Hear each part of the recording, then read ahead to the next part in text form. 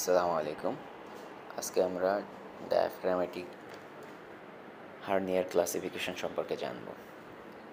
ছবিতে দেখা যাচ্ছে 4 ধরনের হার্নিয়া রয়েছে। এর মধ্যে প্রথমটি হলো স্লাইডিং হায়াটাস হার্নিয়া।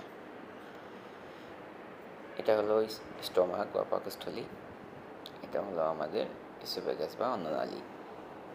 এই লোয়ার এন্ড অফ দি ইসোফেগাসে এটা স্টোমাক এবং lower end of the oesophagus, এটা হলো ডায়াফ্রাম। এটাকে পাস করে উপরের দিকে উঠে যায় স্লাইড করে। এটা হলো স্লাইডিং হার্নিয়া।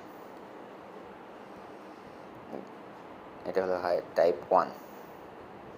এর পরবর্তীতে আরেক ধরনের হার্নিয়া দেখা যাচ্ছে, সেটা হলো এটা হলো আমাদের ইসোফেগাস, এটা স্টোমাক, এবং এটার পাশ দিয়ে ইসোফেজিয়াল ওপেনিং দিয়ে ডায়াফ্রামকে পাস করে উপরের দিকে থোরাসিক ক্যাভিটিতে উঠে যায়।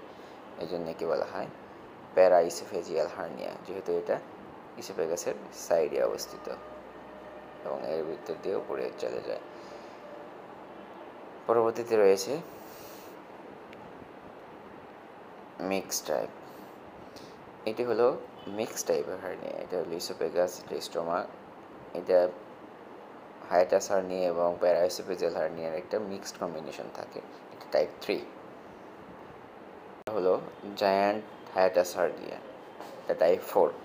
এখানে কি হয়, এখানে স্টোমাক কন্টেন্টও ডায়াফ্রামকে পাস করে উপরে উঠে যায়, সাথে সাথে ট্রান্সভার্স কোলনও আমাদের অ্যাবডোমিনাল অন্যান্য পার্টটাও সেটা কি হয় এই ইসোফেজিয়াল ওপেনিং দিয়ে থোরাসিক ক্যাভিটিতে চলে আসে।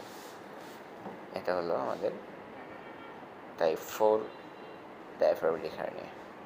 ধন্যবাদ সবাইকে।